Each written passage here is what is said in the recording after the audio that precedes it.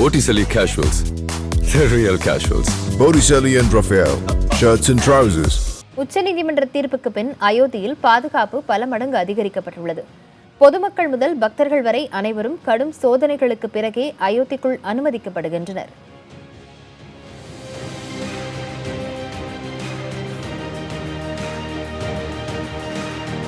திசையெங்கும் குவிக்கப்பட்டுள்ள காவலர்கள், நூற்றுக்கணக்கான சோதனை சாவடிகள் என வரலாறு காணாத பாதுகாப்பு ஏற்பாடுகளை அயோத்தி கண்டு வருகிறது. ஆனாலும் இங்கு கணிசமான பக்தர்கள் ராமரை தரிசிக்க வருகை தந்து கொண்டுதான் இருக்கிறார்கள். நான் இப்போ இருக்கக்கூடிய இடம் அயோத்தியாவிலிருந்து சுமார் 25 கிலோமீட்டர் தாண்டி இருக்கக்கூடிய தேசிய நெடுஞ்சாலை. இந்த வழியில தான் வாகனங்கள் அயோத்தியாவுக்கு போகணும். ஆனால் இங்கேயிலிருந்தே இந்த வாகன கட்டுப்பாடு என்பது ஆரம்பிச்சிருது. எனக்கு பின்னாடி இருக்கக்கூடிய இந்த பேரிகேடுகள் அமைக்கப்பட்டு உள்ளேருந்து, அதாவது இது கிராமங்கள்லேருந்து உள்ளே வரக்கூடிய சாலைகள், இந்த சாலைகளில் கூட நிறைய கட்டுப்பாடுகள் விதிக்கப்பட்டிருக்குது. பொதுமக்கள் யாருமே எந்த விதமான அறிவிப்பும் இல்லாமல் உள்ளே அனுமதிக்கப்படுறதே இல்லை. அயோத்தியிலிருந்து 25 கிலோமீட்டர் தொலைவில் உள்ள தேசிய நெடுஞ்சாலையில் சோதனைகள் இவ்வளவு தீவிரப்படுத்தப்பட்டுள்ளன என்றால் அயோத்தி நுழைவு வாயிலில் எவ்வளவு கெடுபிடிகள் இருக்கின்றன என்பதை சொல்லவும் வேண்டுமா? ஒரு வழியா அயோத்தியாவோட நுழைவு வாயிலுக்கு வந்தாச்சு. இந்த இடத்திலிருந்து இன்னும் ஒரு 3 கிலோமீட்டர் தாண்டி தான் அயோத்தியாவுடைய அந்த ராமர் கோவில் இருக்குது. அந்த 2.77 ஏக்கர் நிலம் இருக்குது. இந்த இடத்துலையும் வாகன கட்டுப்பாடு என்பது அதிகப்படியாக இருக்கிறத பார்க்க முடியுது. குறிப்பாக அங்கே இருக்கக்கூடிய ஒரு சிலர் காவலர்களோட வாக்குவாதத்தில் ஈடுபடக்கூடிய காட்சிகள் இருக்குது. இது தொடர்ந்து இந்த இடத்துல சர்வசாதாரணமாக நடைபெறக்கூடிய ஒரு விஷயமா மாறிடுச்சு. ராமர் கோவில் வளாகத்திலிருந்து 1 கிலோமீட்டர் தொலைவில் முழு உடல் பரிசோதனைகள் செய்யப்படுகின்றன. பெல்ட், வாட்ச், செல்போன், கேமரா உள்ளிட்ட பொருட்கள் அனுமதிக்கப்படுவதில்லை. 100 அடிக்கு ஒரு சோதனை சாவடியை கடந்து வந்தால் இறுதியாக ராமர் கோவில் உள்ள இடத்திற்கு வர முடிகிறது. இங்கு சிறிய கூடாரத்தின் உள்ளே வீற்றிருக்கும் குழந்தை ராமர் பக்தர்களுக்கு தரிசனம் தருகிறார். இந்த இடம் சிசிடிவி கேமராக்கள், துப்பாக்கி ஏந்திய காவலர்கள் மூலம் தீவிரமாக கண்காணிக்கப்பட்டு வருகிறது. பக்தர்கள் மற்றொரு பாதை வழியாக வளாகத்திலிருந்து வெளியேறுவதற்கு அனுமதிக்கப்படுகின்றனர். அங்கும் காவல்துறையின் கண்காணிப்பு குறைந்த பாடில்லை. புதிய தலைமுறைக்காக ஒளிப்பதிவாளர் ராமராஜனுடன் செய்தியாளர் நிரஞ்சன் குமார்.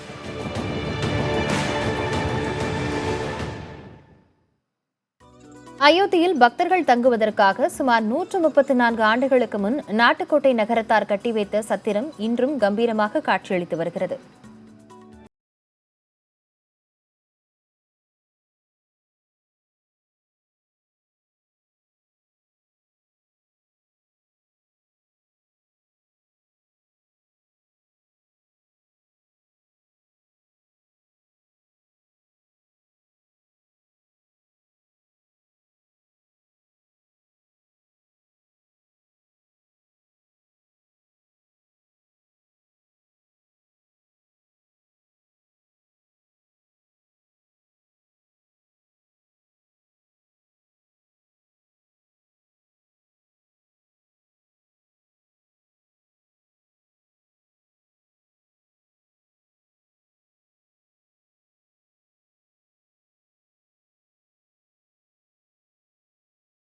நாட்டு சாப்பாடு, நம்ம ஊர் சாப்பாடு, சாதம், ரசம், சாம்பார், ஒரு 2 பொரியல், அப்பளம், இதெல்லாம் தயிர், மோர் என்ன வேணுமோ அது நாங்கள் செஞ்சு கொடுப்போம்.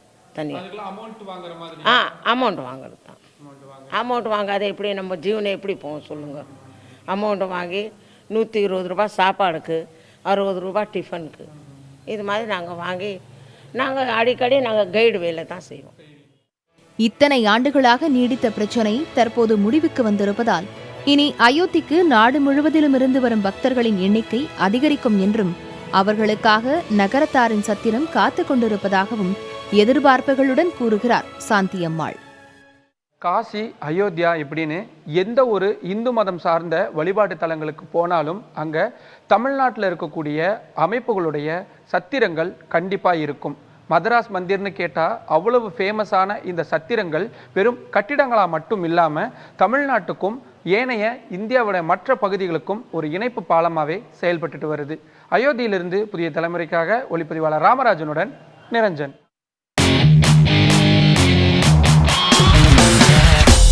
Life for you, the summer life.